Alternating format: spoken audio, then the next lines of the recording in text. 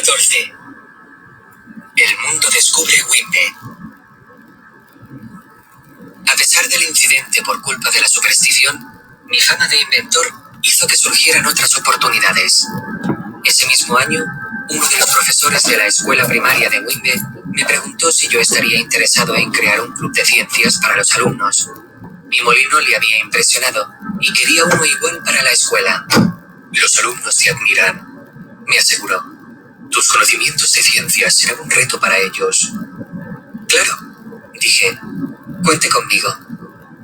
El molino que construí para la escuela fue mucho más pequeño, casi como había pasado con mi primer experimento con una radio.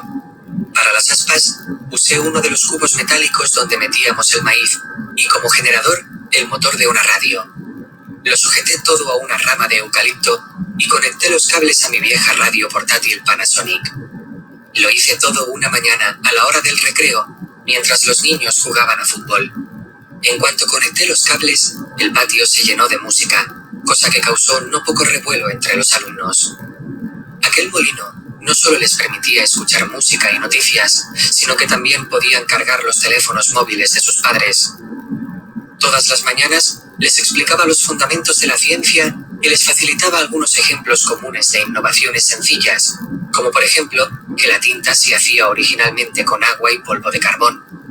También les enseñé el experimento del vaso y el cordón que salía en mis libros, un ejemplo ilustrativo de cómo funcionaba un teléfono, y les mostré que yo había construido todo con materiales de uso cotidiano.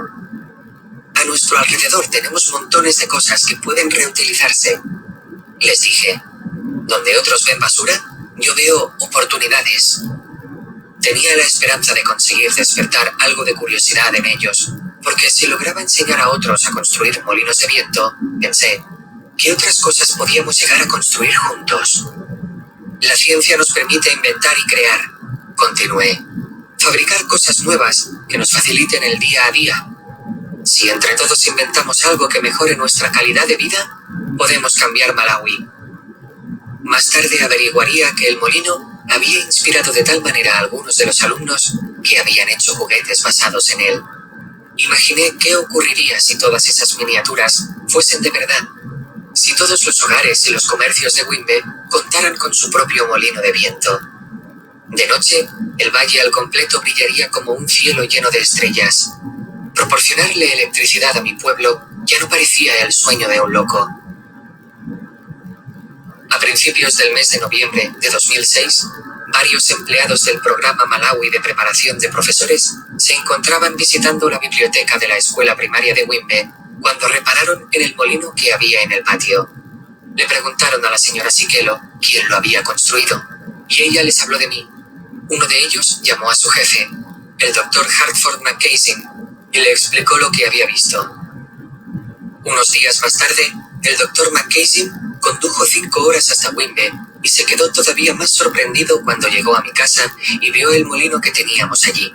Saludó a mi padre y le preguntó si podía conocer al chico que lo había construido. Ahora mismo, contestó mi padre, llamándome.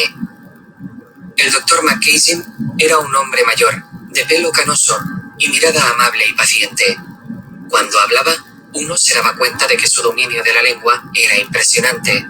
Yo nunca había oído hablar tan bien chichewa a nadie, y cuando usaba el inglés era pura elocuencia. Me preguntó por el molino y cómo se me había ocurrido construirlo. Cuéntamelo todo, dijo. Le conté la misma historia que ya había explicado 100 veces, y luego le mostré la instalación eléctrica y el funcionamiento de los interruptores y el cortacircuitos. Él, mientras tanto, escuchaba atentamente, asintiendo y preguntando cosas concretas de vez en cuando. Estas bombillas son muy pequeñas, observó.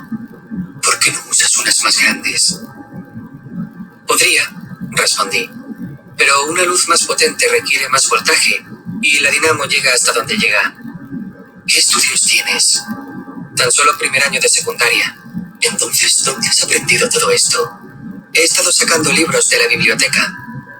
¿Quién te ha enseñado? ¿Quién te ha ayudado? Nadie, dije. Lo he aprendido todo por mi cuenta. El Dr. McCasey habló entonces con mis padres. Tienen luz en casa gracias a su hijo. comentó. ¿Qué piensan de esto? Al principio creíamos que se había vuelto loco, reconoció mi madre. El doctor Mackenzie rió y sacudió la cabeza. Tengo que decirles algo. Puede que ustedes todavía no se hayan dado cuenta, pero lo que ha logrado su hijo es algo asombroso. Y esto es solo el comienzo. Verán que mucha más gente vendrá a visitarlo. Tengo la sospecha de que William Kamkwamba llegará lejos. Quiero que ustedes estén listos. Aquella visita me dejó un tanto confundido, pero muy entusiasmado. Nadie me había preguntado aquellas cosas antes, y nadie se había interesado tanto por mi trabajo. Esa tarde, el doctor Mackenzie volvió a Zomba y les contó a sus colegas lo que había visto. Es algo fabuloso, coincidieron todos. El mundo tiene que conocer a este chico. Estoy de acuerdo, dijo el doctor Mackenzie, y tengo una idea al respecto. A la semana siguiente, el doctor Mackenzie vino de nuevo a casa, acompañado de un reportero de Radio 1, el famoso Emerson Messiah, cuya voz llevaba yo años oyendo por la radio. Quería entrevistarme. ¿Qué nombre le has puesto a tu invento?, preguntó. Yo lo llamo viento eléctrico. ¿Y cómo funciona? Las aspas giran y la dinamo convierte su movimiento en electricidad. ¿Qué te gustaría hacer con esto en el futuro? Me gustaría llevar el invento a cada pueblo de Malawi, para que la gente pudiera tener electricidad y agua. Mientras esperábamos a que Radio 1 emitiese la entrevista, el doctor Mackenzie regresó con más periodistas, hombres que representaban a los medios más importantes del país, los canales Mudziwizu y Zodiac Radio, y los diarios de Daily Times, Nation y Malawi News. Salieron del coche pertrechados con sus cámaras y sus grabadoras y fueron a ver el molino. Estuvieron 2 horas moviéndose por casa, empujándose entre ellos para tomar las mejores imágenes de mis interruptores y mi instalación. Ya has tenido tiempo de sobra, ahora me toca a mí, dijo uno. Aparta, que mi diario es más importante, dijo otro. Enseguida el patio se llenó de gente que vino del mercadillo a ver a esos periodistas famosos. ¡Mirad! ¡Es Noel Mkubwi, de Zodiac! Por fin le vemos la cara, ¡qué hombre tan guapo! Y está entrevistando a William. Uno de los reporteros incluso se subió a la torre del molino y se dedicó a inspeccionar las aspas y la bicicleta, sin dejar de hacer fotos. «Mackenzie, este chico es un genio», exclamó. «Sí», dijo él. «Y este es uno de los problemas de nuestro sistema educativo, que dejamos escapar a grandes talentos constantemente por culpa de la pobreza. Y cuando los mandamos a la escuela, la educación es mala. Os he traído aquí porque quiero que el mundo vea lo que ha hecho este chico y que lo ayuden a salir adelante». El padre del doctor Mackenzie había sido un granjero pobre que había tenido que luchar mucho para vestir y alimentar a su familia, igual que mi padre, y también sabía la importancia de recibir una buena educación. En una ocasión, de joven, el doctor Mackenzie se había ofrecido a ponerse a trabajar y dejar el colegio para que pudieran ir sus hermanos en lugar de él. Su padre se había negado, arguyendo que haría lo que estuviera en su mano para que todos sus hijos pudieran ir a la escuela. Al doctor Mackenzie le había llevado casi 10 años terminar su educación secundaria, pero a partir de entonces había obtenido títulos en universidades de Malawi, Estados Unidos, Reino Unido y Sudáfrica. Antes de trabajar para el programa Malawi de preparación de profesores, había escrito varios libros de texto, entre ellos el que usaba yo para aprender inglés. Al día siguiente de haber recibido a los periodistas, Radio 1 emitió por fin la entrevista. Yo me encontraba detrás de casa, charlando con mi tía, cuando mi madre me avisó. «William, corre que sales por la radio». Nos reunimos todos alrededor del aparato y escuchamos atentamente. «Un chico de Whitbe, cerca de Kasungu, ha creado viento eléctrico», dijo el locutor. En cuanto oyeron mi voz, mis hermanas se pusieron a chillar de alegría. Por si la entrevista radiofónica no hubiese sido bastante, a la semana siguiente publicaron mi historia en el Daily Times, con un gran titular que rezaba: «Estudiante expulsado resulta ser un genio». Junto al artículo, aparecía una foto mía fingiendo conectar los cables a la batería de mi habitación, incapaz de borrar la sonrisa del rostro. Esta tarde me fui con el diario al mercadillo para mostrarle a todo el mundo lo que había conseguido aquel chalado. «Te Te hemos escuchado en la radio, dijeron. La verdad es que hablas muy bien. En cierto modo, hizo falta que viniese la prensa a casa para que el pueblo por fin se tomara en serio mi molino. Después de aquello, el número de personas que vinieron a conocerme se multiplicó por 10. Poco después de aquello, me puse manos a la obra con algunas mejoras que el molino necesitaba desde hacía tiempo. Me di cuenta de que el árbol de mango que había detrás del retrete no dejaba pasar las rachas de viento más fuertes, por lo que había que poner el molino más arriba. Mi padre, con el artículo del Daily Times debajo del brazo, consiguió convencer al director de la plantación de tabaco para que me diera varios postes gigantes que usé para construir una nueva torre de unos 10 metros de alto, lejos del árbol de mango. La velocidad de las aspas se vio doblada, igual que el voltaje. Al día siguiente de que fuera publicado el artículo en el Daily Times, Soyapi Mumba, un ingeniero informático y programador de la Baobab Health Partnership, una organización caritativa norteamericana que trabajaba para informatizar el sistema sanitario de Malawi, llevó el diario a su oficina en Lilongwe. Mike Mackay, un compañero estadounidense, leyó el artículo y le gustó tanto que decidió escribir sobre mí en su blog, Hacktivate. Esa entrada en su blog captó la atención de Emeka Okafor, un famoso escritor y blogger nigeriano, que también es director de programa de la TED, una comunidad global con sede en Nueva York y Vancouver, que organiza conferencias por todo el mundo. Emeka quería que yo me postulara como asistente, y estuvo 3 semanas tratando de dar conmigo por todos los medios. Después de pasarse 3 días dándoles la lata a los reporteros del diario, consiguió contactar con el Dr. McCasey. A mediados del mes de diciembre de 2006, el Dr. McCasey vino a mi casa con los papeles de la solicitud. Nos sentamos bajo el árbol de mango, y él me ayudó a responder una serie de preguntas, además de a escribir un breve texto hablando de mi vida.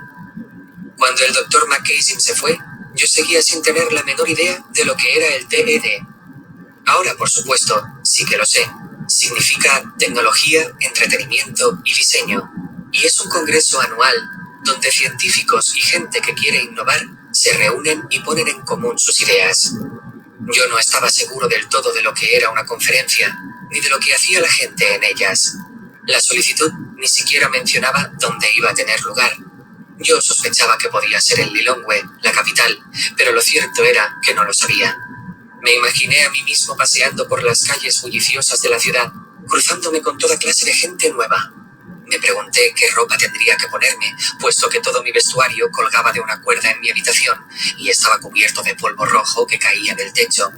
A pesar de todo, ya tenía algo con lo que soñar.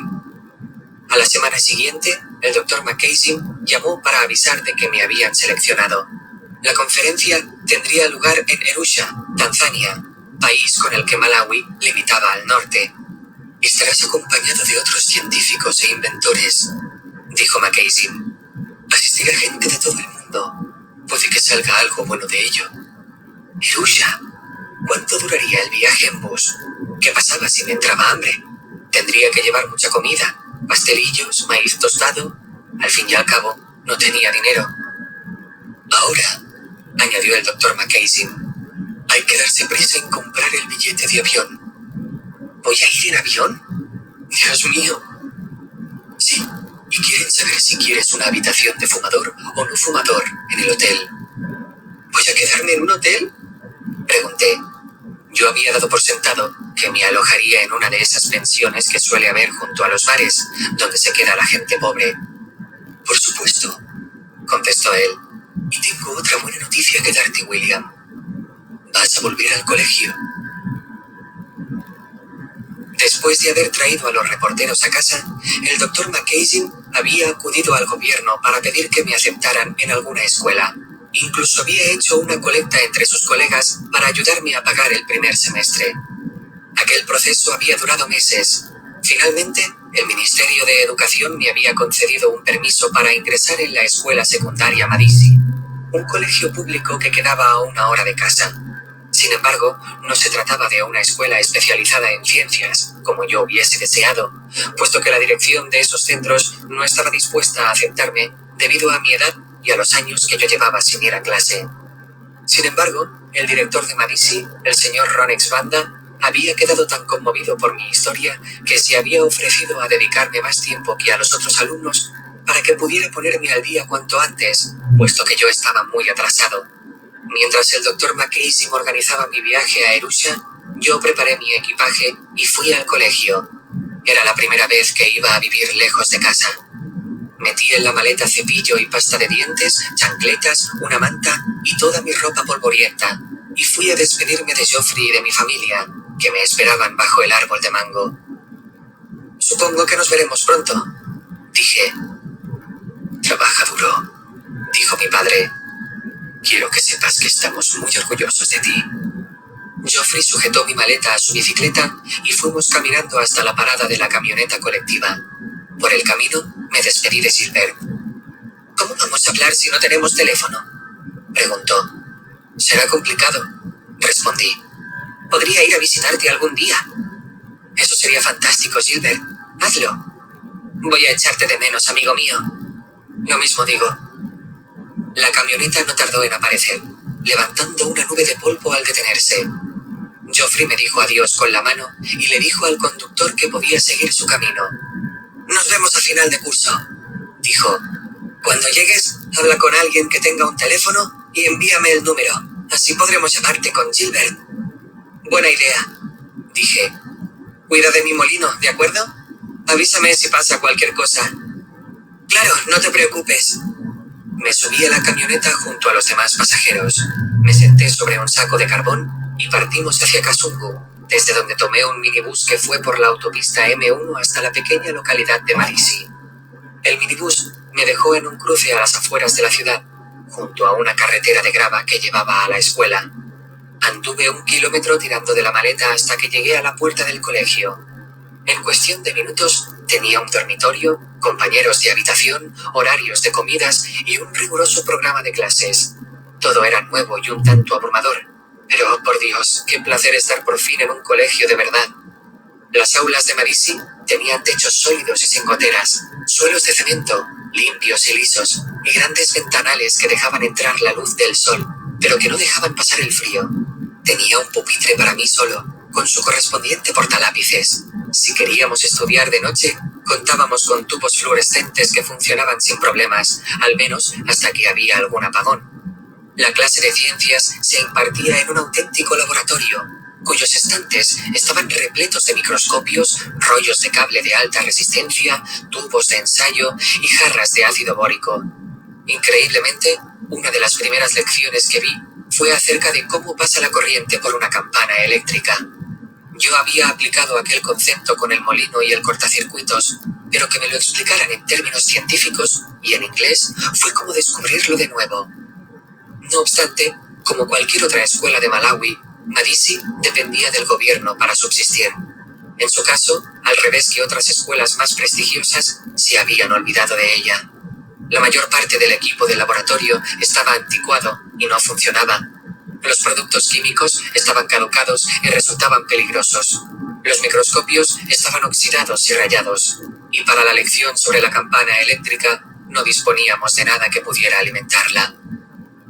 «Si alguien tiene alguna pila por ahí, estaré encantado de haceros una demostración», dijo el profesor. Como no era el caso, tuvimos que usar la imaginación. Los dormitorios, por otro lado, estaban sucios y las paredes estaban llenas de pintadas. Los orinales de los lavabos no funcionaban, así que los alumnos nuevos, concretamente yo mismo, teníamos que limpiarlos a diario para evitar que apestaran. Las habitaciones estaban tan saturadas que teníamos que compartir la cama con otro alumno. Mi compañero era un chico llamado Kennedy, que nunca se dignaba a lavarse los calcetines. Hombre, ¿podrías lavarte los pies antes de meterte en la cama?», le dije. «Perdona, ni me he dado cuenta», se disculpó. «Te prometo que mañana me los lavaré». Pero nunca lo hizo. Para colmo, a menudo me despertaba con sus pies tocándome la boca. Además, como yo era unos años mayor que los demás, algunos alumnos se burlaban de mí. «Oye, viejo, ¿cuántos hijos has dejado en tu granja?», preguntaban. «2 niños», contestaba yo, «y otro más que está en camino. Deberían nacer el mes que viene». «Se cree que es gracioso», decían. «Pasa demasiado tiempo con las vacas». Un día decidí acabar con las burlas de una vez por todas. Saqué el artículo del Daily Times y lo puse sobre la mesa. Mirad, dije, esto es lo que he estado haciendo. Mis compañeros quedaron impresionados. ¡Buen trabajo!, me felicitaron. Después de eso, nadie volvió a mofarse de mí. La verdad, de todos modos, era que me traía sin cuidado, porque después de 5 años sin ir al colegio, me sentía muy agradecido de haber podido volver a las aulas. Aún así, no podía evitar echar de menos a mi familia y mis amigos, y cada vez que eso sucedía, me escondía en la biblioteca, que estaba repleta de libros. Buscaba una silla libre y me sentaba a estudiar las lecciones de geografía, de sociales, de biología y de matemáticas. Me sumergía en historia africana y americana y en aquellos coloridos mapas del mundo.